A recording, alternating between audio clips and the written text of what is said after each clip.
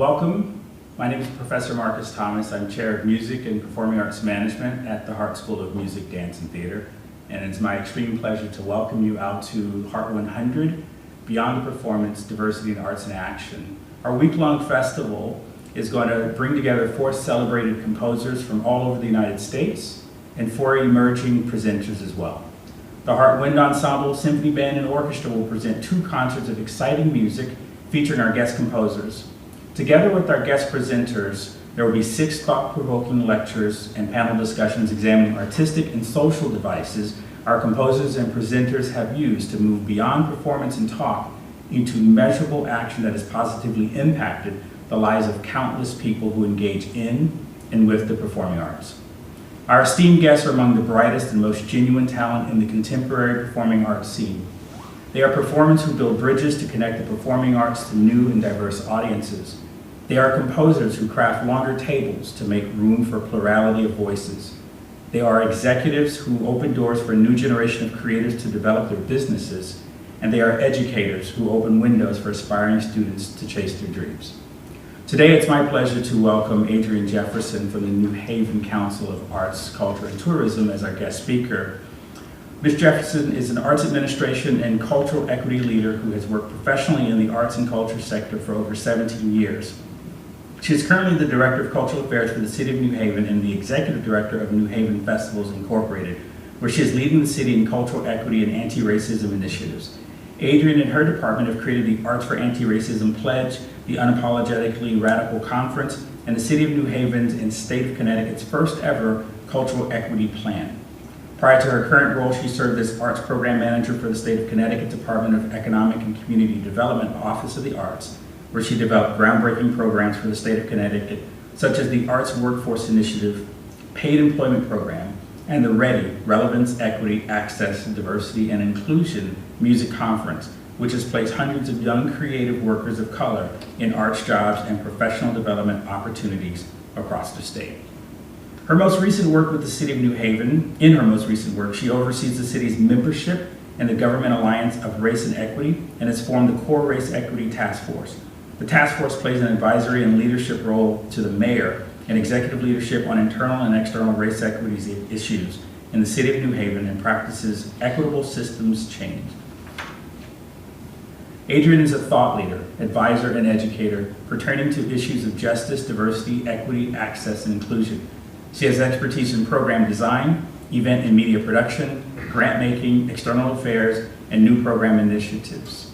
She specializes in professional development programming for young creative professionals, programs that amplify Black, Indigenous, people of color, and social change initiatives. She has dedicated her career to fostering a more equitable, vibrant, and sustainable arts landscape. Please join me in welcoming Ms. Adriane Jefferson.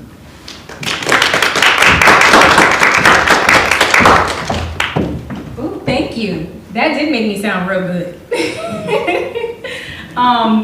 It's really a pleasure to be here today to talk to you all about something I'm really passionate about, which is the intersection of arts policy, community, and Black and brown people, and how we make sure we are being inclusive and equitable and uplifting our voices.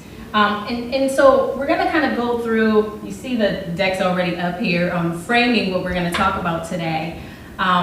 But I'm really hoping that this is a transformative experience. I think if we're gonna have a conversation about arts policy, we're really talking about transformation and reimagining how we think and how we are, you know? There is a book that's called How to Be an Anti-Racist.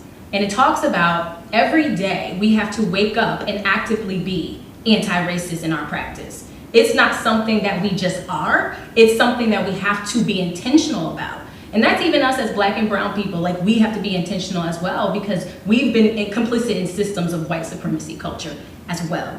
And so I'm hoping to bring all of that into this idea around how we transform and reimagine the work in which we are gatekeepers in developing policies that impact lives and impact communities.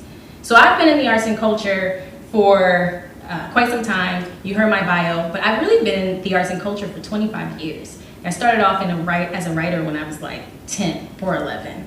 And it really has been something that has been a tool for activism and change for me. So when I look at arts and culture, I'm not just thinking about performance. I'm not just thinking about entertainment. I'm not just thinking about this nice and fluffy thing that makes us feel good.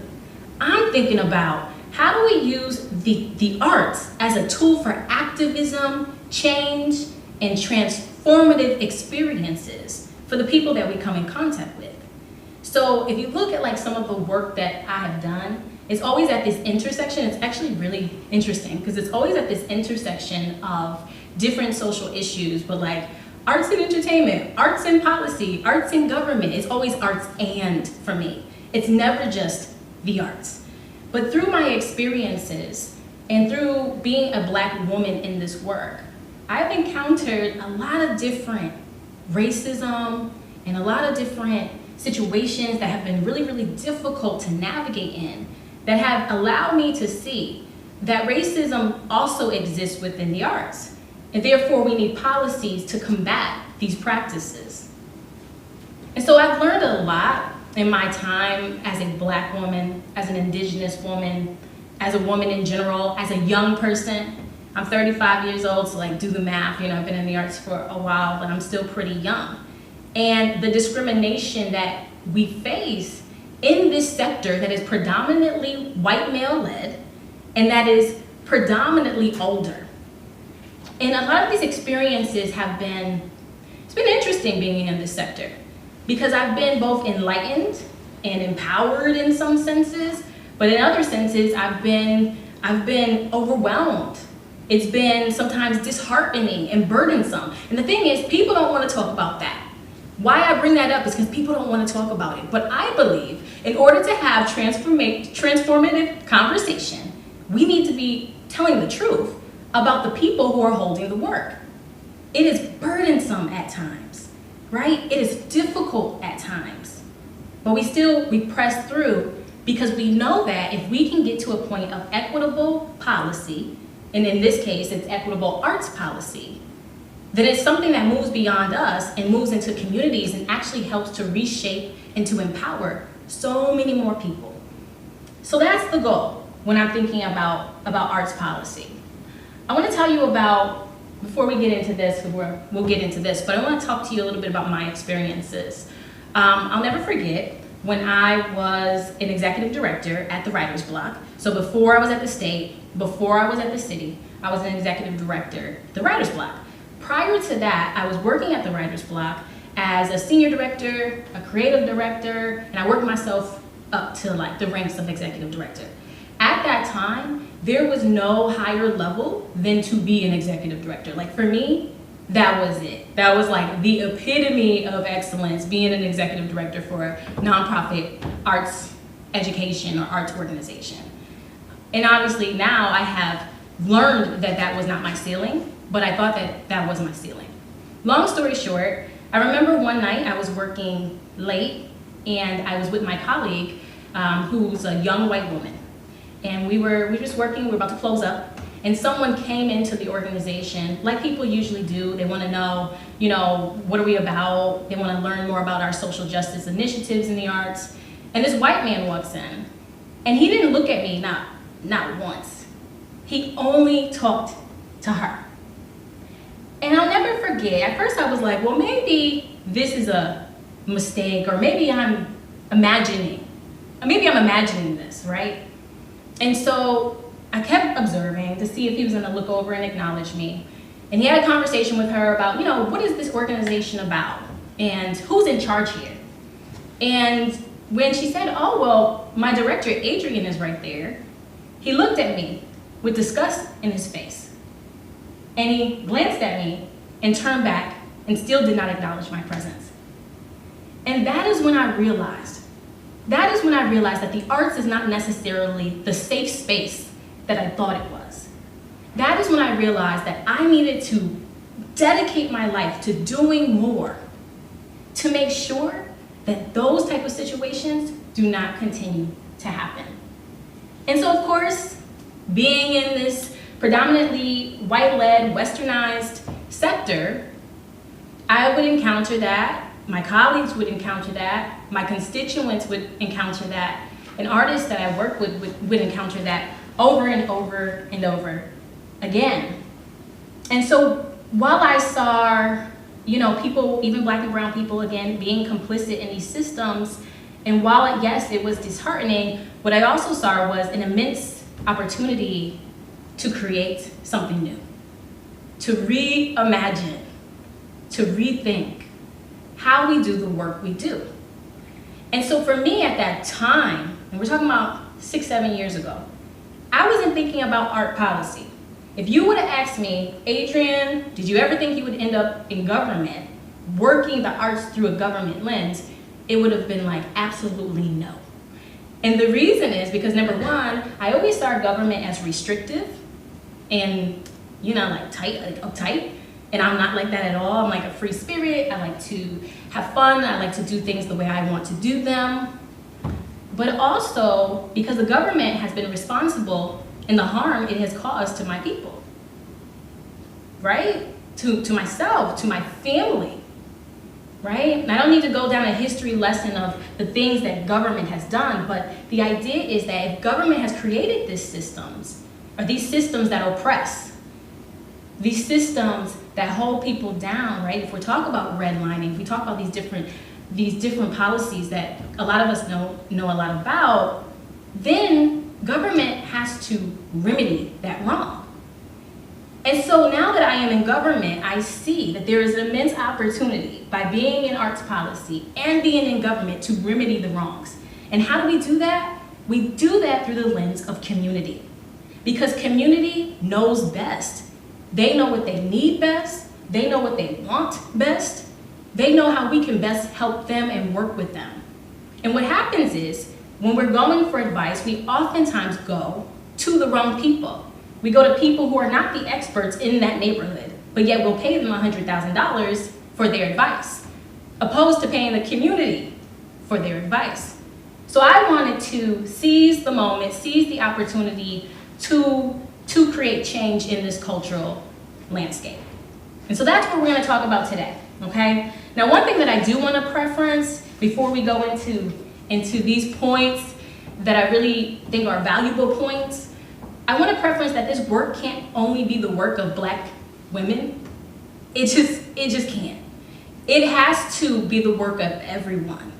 And so many times, this work falls on the shoulders of Black women. And sometimes it's because we're nurturing, we're loving, we take care of ourselves and our family. Actually, we don't really take care of ourselves that well, but we take care of our families, we take care of our communities. And we don't really take care of ourselves, which we have to do better at.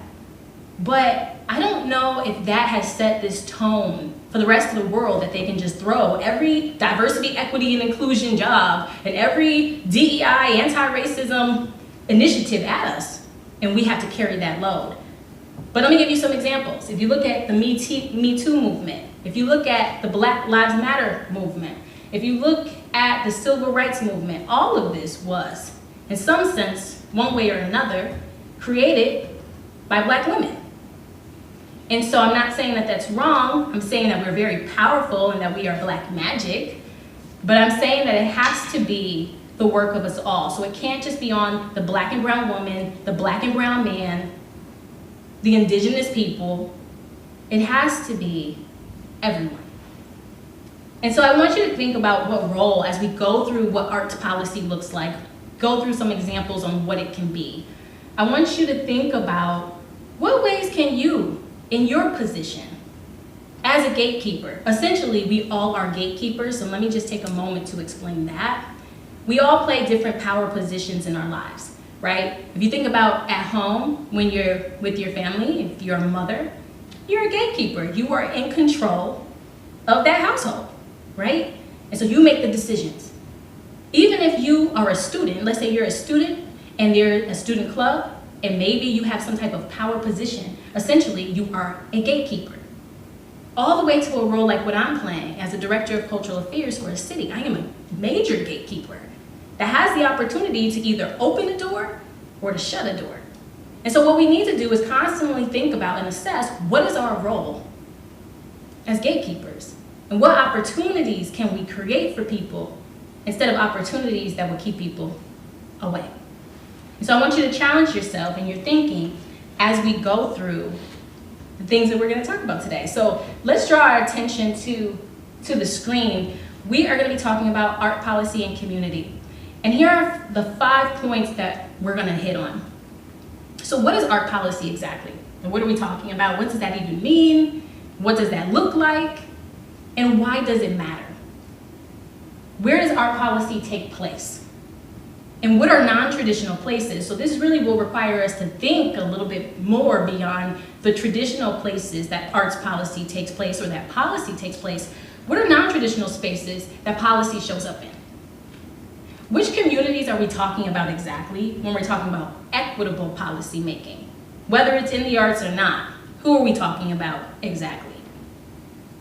And what might art policy look like in academia? And then the last thing, which I feel like is probably the most important one in context of what we're talking about today, is how do you have community-informed policy and making changes in and through and for the arts? Community-informed process. What does that actually look like? So I'm gonna go through that. So I wanna start off with just a brief explanation of what PolicyLink says about what arts policy is. So it says, arts policy consists of those working in connection to arts and culture to examine the political implications and social significance of the arts, including examining the work of practitioners, artistic practitioners or cultural practitioners, historically and today. Okay, so I'm gonna give you a really good example of this. First of all, I would say that arts policy works best at the intersection of social issues. And that's what it kind of says here, social significance. So what are we talking about with social issues? We're talking about education. We're talking about healthcare. We're talking about well-being. We're talking about mobility. We're talking about economics, money, all of the things that help us thrive, all of the things that make our life and make it a livable life. Those are the issues we're talking about. And we're talking about using the arts through that lens to activate real change that changes people's life. It's not little stuff we're talking about here. And this is why I always say with the arts, which, don't get me wrong, I enjoy performance. I used to be a performer. I'm just saying that the arts is here to really be a tool that can advance us forward in a way that we are not often thinking or exploring. And that is what arts policy is. So a good example of this, how many of you remember Vote or Die?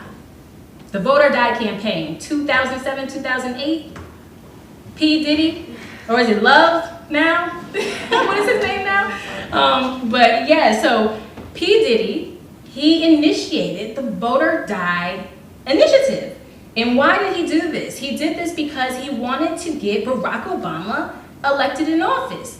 And what did he do? He looked around and he said, young black and brown people are not voting. So how do we get them encouraged? How do we activate them? How do we get them to understand civics more? Because the reason I'm not voting is because I probably don't understand civics, and I probably don't even believe in the government at all, and I don't have any trust. So he decided he was going to use the arts to be a bridge, and to create a bridge of education and knowledge, and then a movement. And so what did he do? He partnered with BET. That's when 106 in Park was around. Y'all remember that? This was a great time, a great moment in time, okay? And so he would work with many different artists of all levels, on the local level and on the national level. And they would use their influence to speak about voting. And then that part that I think is so central, vote or die. What does that mean? He's not actually talking about dying for real. But he's talking about the livelihood that I just spoke about, right? Healthcare and the neighborhoods and where you are and what your environment is. He's talking about these different social implications that if we don't put this man in office who represents and reflects a similarity to who we are, then we might die. And you know what happened? It worked. Clearly, Barack Obama became our first black president, as we all know. And it is proven that it was because of that young black vote. I was in Miami at the time. I'll never forget. The line was wrapped around the building, and I saw people you just would never think would be in line to vote. And how do we do it? Using the arts. Using the arts to do what? To shift policy. That is exactly what happened. That is the best example. So if anyone ever asks you about what does art policy look like, give them the vote or die example. And we're gonna keep going on. We're gonna talk about some of the things that I've been able to do in the city of New Haven. And it's so interesting because I really feel fortunate, I have to say, with the work I've been able to do. I had to pick through what I was gonna show y'all today because we really have done a lot.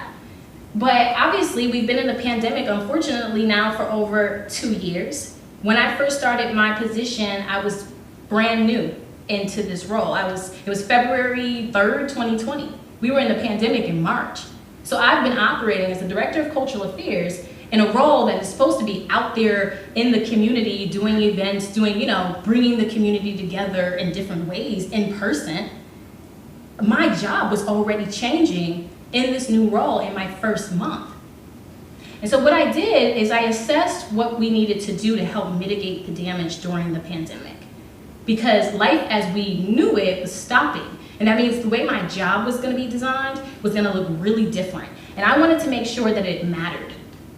And so what we did was we partnered with the health department. And we partnered with the mayor's office. And we decided we were gonna do health literacy. And we were gonna ignite something called the Mascot Campaign, which is what you see right here. So what is the Mascot Campaign? Pretty much what we decided to do is work with artists all throughout the city of New Haven, Black and brown artists, who never, ever, ever, ever have been on billboards before, never have been on buses before. And we said we're gonna work with them to spread a public health message to mask up in the hotspot areas all throughout the city. And not only that, we're gonna use their platform, we're gonna pay them to use their social media platform to spread that message, to help mitigate the damage for the young Black and brown people in the hotspot areas and the elderly who are being most impacted. This campaign worked significantly. It was very difficult at first to get young people to mask up. They thought it was like we were making it up. They thought it was a fraud, wasn't sure if it was real or not. And having faces that they were familiar with, faces that they trusted, their community, not the government, but the community faces, allowed them to believe, to trust. And another thing is this is a great example of how artists can make a difference by using the arts, by using their own voice. Here's some other pictures. We went on to do, so this artist right here, his name is Smitty Bob. He's a hip hop artist. Absolutely does not like the city of New Haven, right? Just being honest. But I made a personal connection with him. And again, how is this relevant? I'm talking about community arts-led policy, being informed by the community when we shape programs. And so I made a connection with him and multiple other artists, just being myself as a community person myself and saying, like, what do we need to do to spread this message? What should it look like? And we came up with this together. I didn't do it for, I did it with. And that's a big difference. And then we have T. Montgomery. T. Montgomery is a fashion designer in New Haven. So of course, imagine they have been sharing all of this information and again, showing that artists can shape art policy. Now this is a really good one, Arts for Arts Policy. It's called the Arts for AntiRacism Pledge. As we saw with the murder of George Floyd, a lot of people, and I was just talking to Marcus about this actually, we've seen a lot of people release solidarity statements. A lot of organizations, every company you could think about, every brand you could think about, release solidarity statements. And while that was a good thing to see people start to pay attention, to start to speak out, you have to wonder why it took that moment for people to finally get it, right?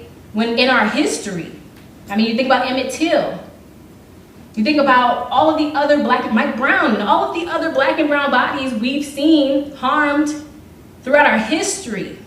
Countless names, too many to sit here and name. We wonder why it took that moment for them to finally wake up. probably because it was broadcasted on national television, right? And everyone experienced it and saw the horror. So now we have people speaking out. And while that is good, the one thing that me and my department and my colleagues were talking about is, well, what does that look like in action? What is the action you're putting behind your words?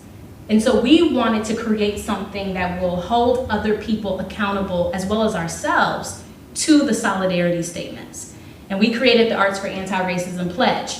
And what that is not just a pledge. What it is a roadmap. A roadmap that talks about the different ways in which you can implement social justice, equity, inclusion, diversity, anti-racism, and being able to practice that every day. And now, in order to get grant money from my department, you have to have taken this pledge and been doing something for 6 months before you can ever ask us for money. And what does that look like? That means we're looking at our executive board leadership. We're looking at our staff, right? We're looking at our programs. If I'm a museum, I'm looking at I'm looking at my exhibits, what I curate, the curators I hire. Are they reflective of the community, of a diverse community? Is it culturally appropriate or is it inappropriate? Do you even realize if it's inappropriate, right? So we're having these real conversations around how we shape traditional arts that has been complicit in white supremacy culture. And so right now we have about 50 people signed up for this pledge. And over the last 2 years, we've been doing this really, really deep, intense work. Another example of arts policy. Now this is a little blurry, but this is called the Creative Sector Relief Fund. The Creative Sector Relief Fund was also birthed out of the pandemic. And what we wanted to do was think about the role that the arts could play in helping to mitigate the damage. And we were thinking about, especially in New Haven is comprised of mostly Black and brown artists. And so most of them are living in the hotspot areas of COVID-19.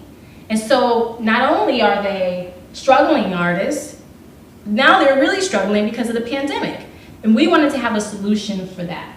And so we gave out small mini grants in the height of the pandemic. But what we decided in having a community conversation with the artists, what we decided was that a little $500 here and there, that's not enough. We decided we need to do unrestricted funding for $10,000 for every artist that is a part of the cohort. And what would that do?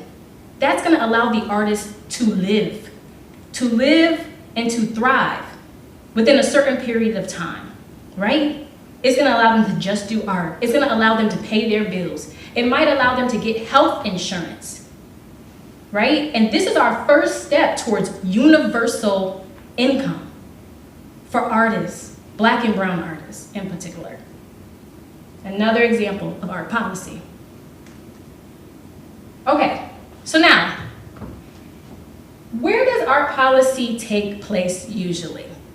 I guess we would say that art policy usually takes place, I think when you think of policy, you think of federal government, you think of local government, think of state government, right? But because y'all are from academia, obviously policy takes place in academia, Board of Ed meetings, it takes place in cultural institutions, foundations, corporations, and organizations. But where else can art policy take place?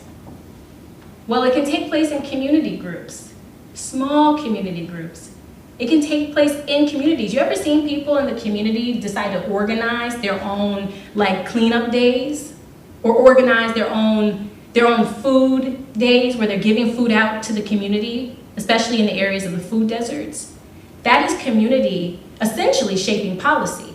Policy does not often have paper. It doesn't always have to have paper. We need to get out of the traditional molds of what policy is. It's not just paper. If you go to the actual definition of policy, not the arts policy, just policy, the one word it has in there is action. To implement something in action. Communities do this all day. Another thing you could think about just through the lens of artists, cultural hubs, and music studios, where a lot of conversation takes place about social issues, but in a very different dynamic than these traditional academic, institutional spaces. So what I want us to think about is, how do we, being from institutions and government and organizations, how do we take part in that, right? How do we embed our community more? And how do we insert ourselves in spaces that reflect non-traditional places where conversation and policy is being shaped and formed? Art studios and collectives is another thing to think about. And what I'm really interested in, I hope y'all think about this for a minute, because I'm going to ask at the end and hope to have a conversation with you about what that looks like for you. What are you working on right now that you're trying to push the envelope on, that's different, that's non-traditional, that you might be getting pushback on, or that you want to do, but it hasn't seemed tangible? Let's have a conversation about that. I see y'all faces under the mask, so I know y'all got some stories. So we already talked about that. What communities are we talking about when we're talking about equitable policy? You know, I think most of us know what communities we're talking about, but just in case we don't know and it's not clear, I want it to be very explicit. We're talking about Black and brown communities. We're talking about low-income communities. We're talking about immigrant communities. We're even talking about young people and elderly who are often left out of the conversation and the equation, and also not often thought about when people are making policies. These two categories often get impacted the most. We're talking about differently abled or different bodied abled, urban and rural areas, and historically under-resourced areas. Now, what you'll see when I go, I'm going to talk to you all about the cultural equity plan that the city of New Haven has commissioned. And I'll talk to you about why it is that when we are able to address arts policy and equity in these communities, all communities are impacted in positive ways. It is a ripple effect. So just because you might not see your community listed here doesn't mean you can't benefit from equitable arts policy, because you absolutely can and you absolutely will. So this is, and I'm not gonna act like I have all the answers here, right? And this is something else I wanna have a conversation with you all about. What might art policy or policy in general, take the arts out of it, what might that look like in academia? You know, is it student artist advisory boards? I'll tell you what, I work very closely with City Plan in economic development and all different types of sectors and agencies where I work. And we had an advisory group working on new developments that were happening in the city. Major buildings, brand new innovative clubs and centers and organizations that were being developed. And we decided to have an artist advisory board working with developers at a blueprint level. Not once it's all designed and now you want to get community input. No, right now. What does the community want to see in this space, right? So that's a good example of the way you can occupy an advisory board. But is the advisory board paid, right? Community amplifying and empowering student voices to shape policy through the arts and other sectors. Feedback on course curriculum, perhaps. Not once they went through the class, I'm talking about before the class. Is there a chance for the student to say, this is what I feel like I would like to learn. This is the ways in which I would like to learn. These are the thoughts and ideas I have. What does that look like in academia? Community-informed budget proceedings. I have no idea how y'all budget proceedings work. Here in the city, it is atrocious all of the time, and it is long. But there is a process for community input. So what does that look like for student-informed or community-informed budget proceedings here at University of Hartford? Does that happen? I don't know, maybe does it happen? Okay. And then what is the action from that? So in other words, for me, when I'm looking at this, the one thing that comes to my mind is just students and how might academia use policy to empower students or to empower community. And is it being done? And if it's not, how do we stretch that? How do we stretch that and transform that? And I'm also curious to hear what's being done. All right, and then we're getting to the home stretch, but we're gonna spend most of the time here. How to have community-informed policy making. This is everything.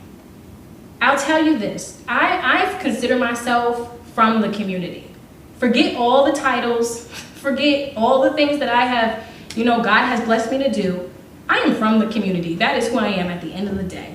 Everything I have gone through in my life, who my family is, my experiences is experience of a Black woman in the community.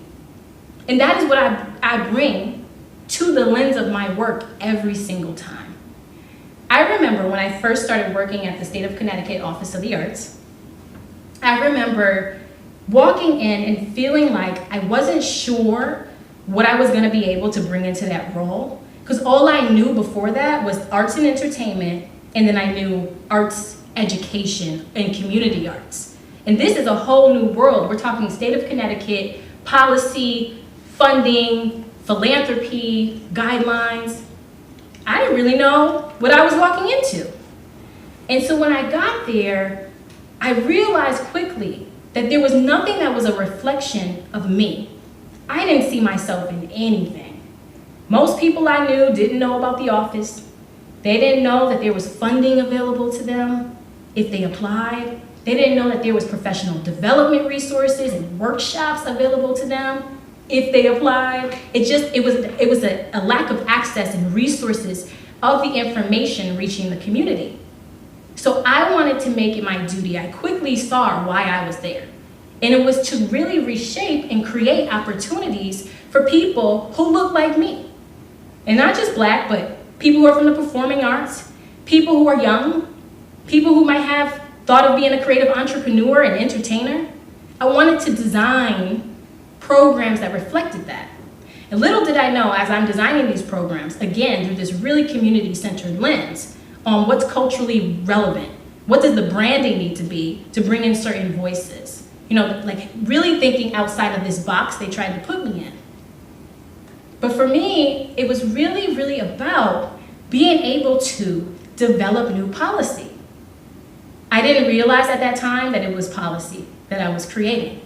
And so what I would suggest and what I would highly recommend is that we take away that jargon and that thinking of like, policy should look this way.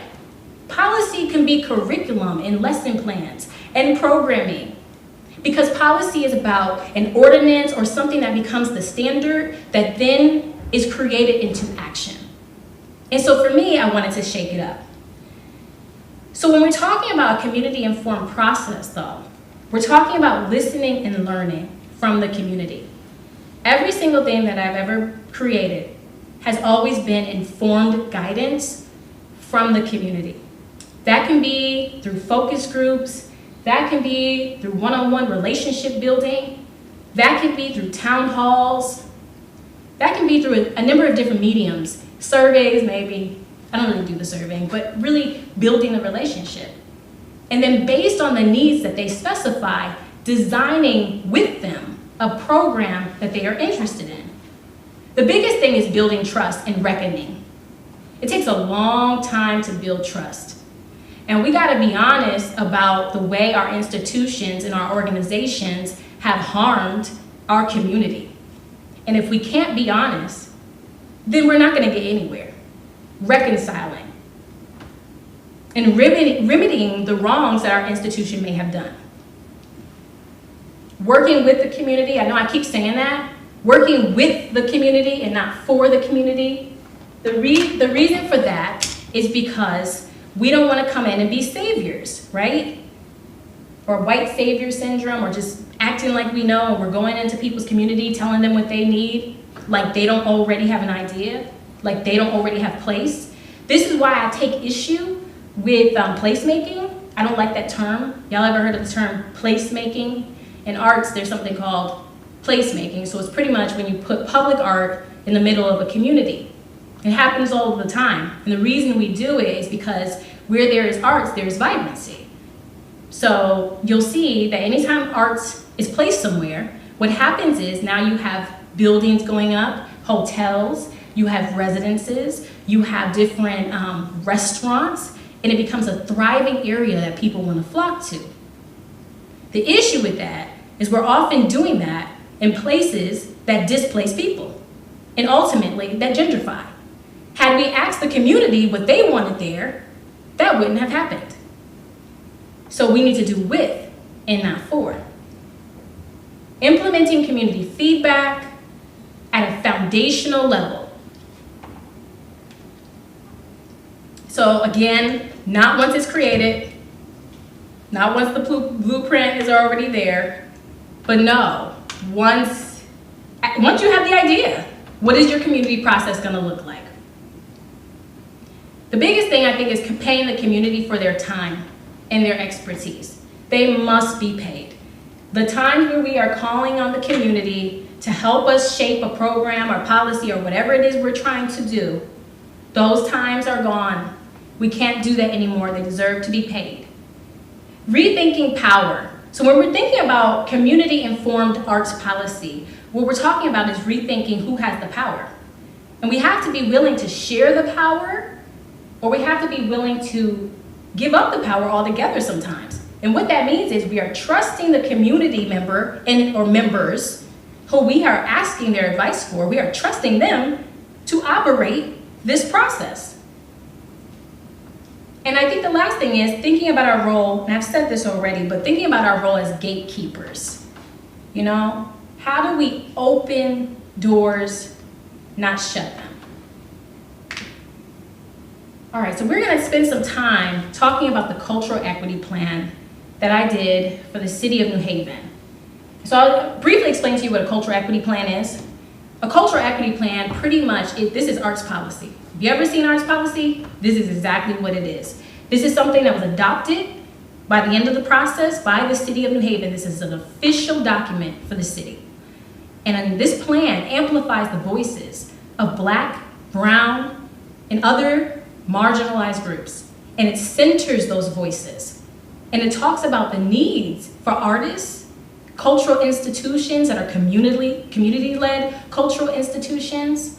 It talks about the support and the resources that needs to be designed around them and with them and for them in order for them to thrive.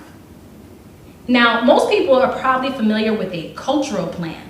A cultural plan, every city usually has one. Wherever you see major arts happening, you'll see a cultural plan. That means we're assessing the vibrancy, the economic generation. We're assessing the way that works in the city and what the outcomes is due to the arts and culture scene. The cultural equity plan, it touches specifically on all of those issues through the lens of the marginalized, whereas a cultural plan hardly ever touches upon equity and inclusion. Okay, so that is what a cultural equity plan is. And I'm going to talk to you a little bit about why cultural equity, again, arts policy, why this is important. This is a quality of life issue. And since I've begun talking, you know, I've talked about the intersection of arts, the intersection of arts and healthcare and education and issues that are in our neighborhoods and environmental justice and climate justice and all of these different things that we should be worried about, we should be talking about. This intersects that. This talks about the quality of life that people are getting. So it's not just about arts and culture. It's about how do we have people gain access to arts and culture while they have childcare and they have all of these other different things that might be barriers, lack of childcare rather, barriers for them to be able to participate and for them to be able to even be involved in the workforce of arts and culture. That is what it addresses. So if we can address this, we can address a quality of life issue for so many people. Another thing is, and I already hinted on this earlier, is cultural equity is an economic issue. We bring in a lot of money, millions, in the state of Connecticut, close to $1 billion industry here in the state of Connecticut, an economic generation. 57,000 jobs are created every year in the state of Connecticut, 5.7 million in the nation. This is a major industry. We're talking about more than some education services and more than contract services. So all this wealth is being built, but the Black and brown community is not seeing it at all. We're not seeing it. We get 2% of funding. Grant Makers in the Arts released a study about equitable funding. 2% of funding in the arts goes to Black and brown people in the world, in the nation rather. So this is about the wealth gap and closing the wealth gap. And what did we do? We used art policy to have the conversation, to have the dialogue. Cultural equity is a survival issue. Shaping equitable arts policy is a survival issue for arts and cultural institutions, for anywhere where there is arts. If you have not thought about how you can make your audience more diverse and more reflective of our current demographics, you will not sustain. You will not be around. By 2044, majority minority flips, and it looks really different. If you look at theaters, their audience is dying off. Their audience is typically white, older, male. They're dying off. So now you have to think about, who are you going to now cater your audience to? In order to survive, it has to be a diverse audience. So cultural equity and arts policy that is equitable addresses those situations. And lastly, cultural equity is an ecosystem issue. And this is kind of what I hinted on earlier. Like, even though you might not see yourself reflected in this plan, even though it's specifically talking about marginalized voices, it doesn't mean that you won't be positively impacted by the change in policy that make things more equitable for this group, trickling over like a domino effect into your community. Actually, it's proven that it will. It will benefit all communities. Okay, and briefly, I just want to go through this process because, again, I'm trying to just show you examples of what art policy actually looks like in action. I don't want to just speak theories to you. This is stuff we're doing. This is stuff that has been done. And this is just me. All over the nation, stuff like this is happening. You could find it. I'm doing this in government, and that's a real difficult place to do it. If I can do it in government, you could do it in academia, you could do it in other cultural spaces, you can do it in organizations and institutions. So with our cultural equity plan, it was a process that started with listening and a process where power was shifted. What we did was we hired a co-creation team, a 14-member co-creation team of community advisors who are artists, are activists, social activists, food justice leaders, and just residents who believe in arts and culture. And we paid them for their time. We didn't design or write the plan, they wrote the plan. And we paid them to do that. So as my job as a city official, I was told that I would do a cultural equity plan. So I would commission the plan, but I didn't want to write the plan. I could have, I didn't want to. The community that we were doing this with should be the voice. And so this was a process that shifted the power specifically to the community and to the community only.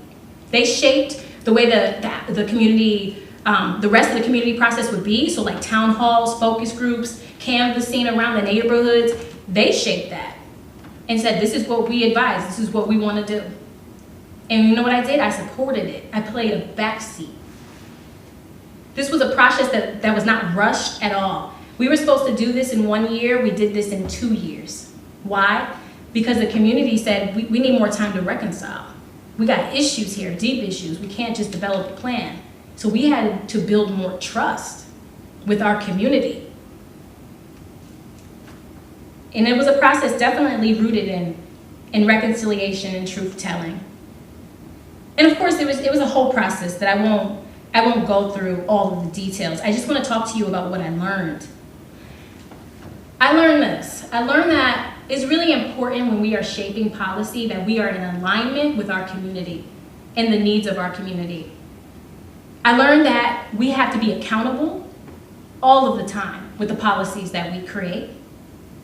Specifically, having ways that we measure the work that we're doing in areas of diversity, equity, and inclusion, how it is impacting the community. I learned that it's really important to be flexible.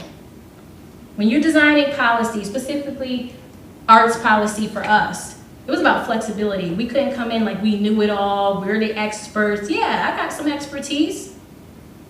But if we're really centering the community, we gotta kind of step our ego down a little bit. I learned that. I learned that there's a beautiful thing in collaboration with community, the things that can be birthed out from their perspective and their concepts, the ways we can transform and reimagine.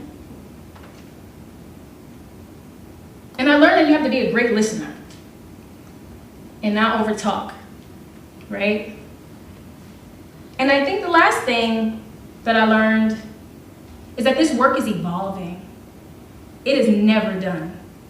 It's transformative work. It's called, for me, it's called transformative planning and action that is evolving and never ending. And so even in this final plan that we have, that you see the mayor over there holding up, even in that document, it's a document that is about saying we acknowledge we don't have all the answers. We acknowledge it was impossible to survey all 130,000 city residents. We acknowledge that maybe we missed something. And so this is a document that's going to allow us to continue to evolve and have conversation. And so you'll see that we're continuing the work. So with that said, we're going to wrap up and go into conversation because I can't wait to hear from y'all on, on your experiences.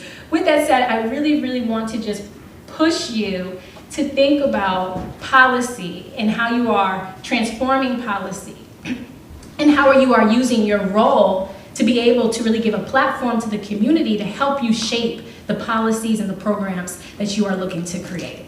And on that note, I am going to wrap up. Thank you so much for your time. And we'll do Q&A. So I have questions for y'all. I really want to know, well, obviously you have questions for me, but I also have questions for you. So I would love for it to be a conversation.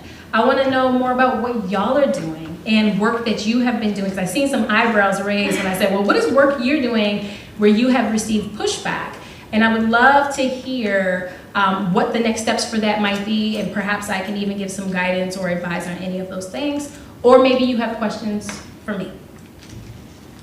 I had a question about when you were partnering with the community to develop the cultural equity plan. How did you, like, if you're working with community members who are distrustful or maybe they don't necessarily have a good relationship with the city of New Haven, like, how did you find the people whose voices needed to be in the document or helping to develop it?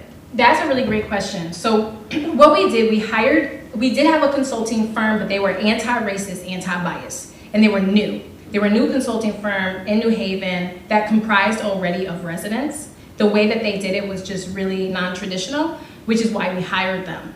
And so when we sat with them, we came up with a list of at least 500 residents. That's what our initial list started off with, where we had different buckets that we wanted people to cover. So that's from different demographics, be it your race, your ethnicity, your gender preference. We really wanted it to be diverse. So it's really important that we understand that the co-creation team, they weren't just Black and brown. It was majority Black and brown. But it also was LGBTQ. It also was immigrant, right? It also was people in the different resident communities, which New Haven has 10 pockets that are of neighborhoods that are very distinct and different. We wanted to have that, and we wanted to have cross-sector thinking as well. And so as we started to shift and do these we did these sessions that allowed us to go through the list and see who is right. It took us days to get down to the 14 members. It was because we really followed the guidance of our consulting firm through that anti-racism, anti-bias principle. Okay, that's cool. I just think it's so funny. I mean, I'm from New Haven, and I saw one of my classmates from school, in the photo. I texted her. I'm like, look at you. Is it Selwa? Which one? I'm like, her name is Ashley LaRue. She's the one with the there's bubbles in the background. Oh, Ashley. Yeah, Ashley. Yeah. So I just think it's just interesting, trying to like especially if you're working with people who are just like, all right, I'm jaded, or you do have the people who are involved, but like, are those the people that need to be represented in the work? So I was just curious, but it's cool that you work with a firm who, you know, is composed of residents. No, that's a good point, because we know that, right, even when we're saying we're doing community work, sometimes only certain community people, the same people, keep coming. And so we're constantly thinking, how do we reach more audiences or more people and really expand the diversity to people who are in the trenches, really, like those folks who are not paying attention to a flyer. They're just not. Like, they're just not coming the minute that they see City of New Haven. So we've had to do like door knocking and canvassing and partnering with people who already have a real relationship, like a genuine relationship. Not the relationship through the lens of the institution. Like, they're from that neighborhood kind of relationship, and they can go knock on someone's door and be like, hey, you really should come to this. They're really doing something different. So getting people to advocate for us and the work that we are doing that is different, that has been what has allowed us to go deeper into the community. And we're not done, right? We have so much more work to do. We're about to start a marketing, like a grassroots marketing campaign that is nothing but the hip hop community. Because we don't see the hip hop community coming to anything that we do. The reason is because the way that we brand and the way that we market, they don't think it's for them. And also they don't trust us, right? So what do you do to mitigate that? You build a relationship with the hip hop community and have them advocate on your behalf, you know? So, but I really appreciated the question, because it's not easy, especially if you're from New Haven, you know, it's not easy. New Haven is a beautiful city, very civically engaged. Everyone has something to say. Everyone has an opinion. And also, it's very segregated. It's very segregated. It's different. It's like 20 different New Havens. So how do you serve everyone through that lens? Which is why we were like, well, with the equity plan, we're going to address what we see. We're not going to claim to know everything, but this opens the door for a relationship and to build, right? And to start to build trust. Yeah. Any other comments or questions? Yeah. So here at the university, you have plans, you know, a 12-point plan, this plan, and a solidarity statement, and then that fizzles, or we don't actually follow through on the action planning of the plan. How would you superimpose your, you know, equity, cultural equity plan on an institution, or use parts of the framework in an institution like this? What suggestions would you have? I got some for you. And you know what? Someone told me to bring copies of the plan, but I was like, well, it'll be too many people. How am I gonna bring all those plans? But I could have brought plans for you all. But I wanna read some stuff from the plan, because I think the thing with the plan, and I'll show you what it looks like. The thing with the plan is it's universal. It really is. Like, just take arts out of it, and what we're talking about is issues that really are relevant to all different types of institutions. Adriane, if I can interrupt 1 second, is this the same PDF that you? Yes. Is it okay if I forward Please, PDF? please, yes. We can provide a link so you have it, because people are like really using this, and it has been like humbling to see people be like, no, we're using this actual plan. In the plan, I just want to show you this, and then I'm gonna answer your question. In the plan, there's activities. So these activities, it makes it a living document. It was really important for us to not just have a plan that sits on the shelf. You know, you hear a plan and people are like, so what, you have a plan? What does that mean? This made it actionable. So we wanted people to be able to sit with their institution, organization, their group, and be able to have conversation on what this means to them. So the way I would say that you can impose this is actually by doing the action steps in the plan. Like doing the actual activities together, which have you reflect on what actions you're taking, not just like what's the plan been, but have you actually, what is the measurement of success for that, and have you actually done anything from those points? This plan is really great for that. Also, just, so the action steps are create community gatherings for New Haven residents, expand institutional definitions of culture and where culture happens. So you can literally go to action item 2. How are we expanding our institutional definitions of culture and where culture happens? So let's do a list. Let's do a mind map. Where does culture traditionally happen at the University of Hartford? Where can culture happen? Are we doing any of this? Right? So it's just doing activities together and breaking down those things in a way that is actionable and that goes beyond just like planning. Does that make kind of sense? We here have to start with defining cultural equity. Mm-hmm. What does that mean? It doesn't mean the same for everyone.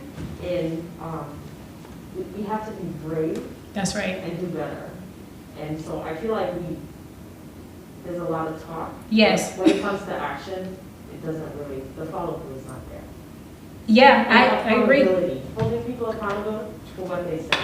And having an accountability process, right? What does that even look like? And I'm gonna give you this one, and you want this? You can have this one. I'm sorry that I didn't bring other copies, but y'all can share maybe. Is it online? It is online. And Marcus is going to share the PDF with everyone. Because it says exactly what you said about it's really difficult because people look at culture really different through different lenses, and there's different definitions for culture. That's explicitly what we say in the plan. Like, here's how it's defined, right? It has many different definitions. It's evolving all of the time. So how do you frame that, right? And then how do you serve everyone through that lens? What we're saying is, you really, when you talk about equity, we're not talking about serving everyone. We are talking about being specific, unapologetic, right? Like what you said, being bold. That's what we're talking about. And we're not like gonna fall back from that because we're afraid of the pushback. Because people are gonna say stuff anyways, right? Did you have a question? You had a question, right? Or a comment? Oh, okay. Any other? Yes, sir. So one of the things I've heard a number of arts orgs talk about is bringing communities in that don't often come to these arts orgs, and for example, in orchestra, talking about, okay, we haven't seen a lot of like the Black community come into our orchestra performances. How do we change that?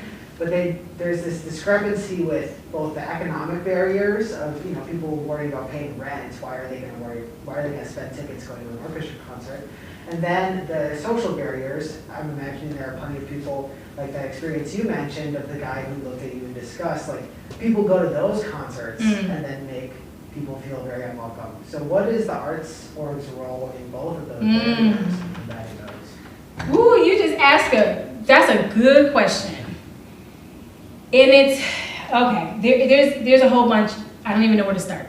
Okay, let's start with just the first part you said around like how do you get people to the arts organization? Because essentially what I hear from your question is, how do I get people to the organization? And then once they're there, how do I create an environment of belonging?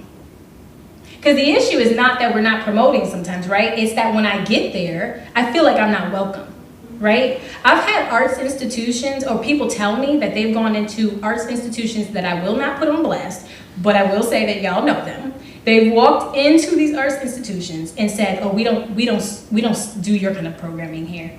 Just the minute they saw someone. The person didn't even open their mouth and say, oh, we don't do your programming. You wouldn't be interested. I've gotten calls like that from when I was in the state. I'll never forget it. And it really changes that person's, interaction with traditional arts, where they're like, oh yeah, this is definitely not a space for me. So the first thing is, I think when it comes to attracting new audiences and people into your organization, it starts with branding. Like, I always call it equitable branding, but it really is in the brand. Like, what does it look like visually? Your flyers can't look like whack. They can't look like, like you put no effort into it, like you didn't get a professional designer, maybe vibrant colors. It can't look old school. We're talking about attracting new audiences and something vibrant people want to be a part of. It should really be a reflection of the community you're looking to reach. So the first place people go wrong is their branding is all wrong. Okay, so if we can crack the nut on branding, what do people like nowadays? Social media, right? Social media, TikTok.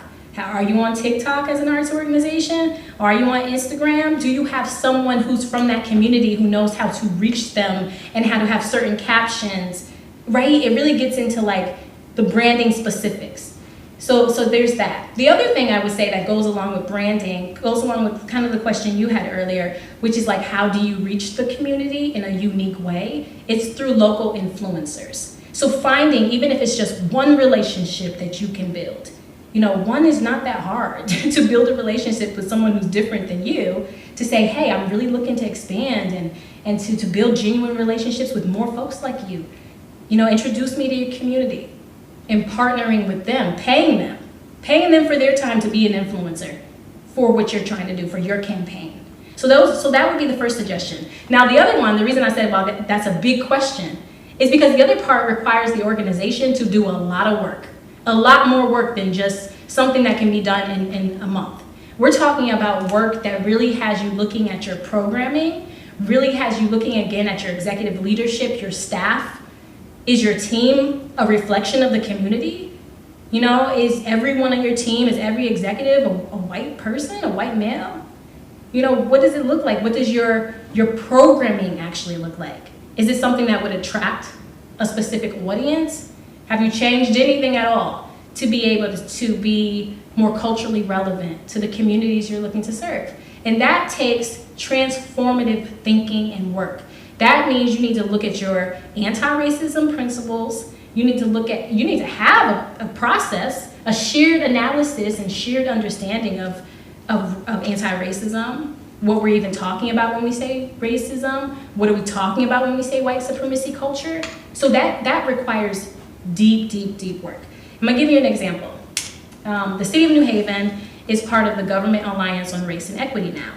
The reason we are is because when the George Floyd murder happened, the mayor reached out to me and said, hey, you're already doing this work in arts and culture. How do we do this for the city? And so I started to do like this deep dive look into like, what does this look like for the city? Because we don't have a shared analysis. We don't have anything except for the Board of Alders declared that racism is a public health crisis. That's what we have.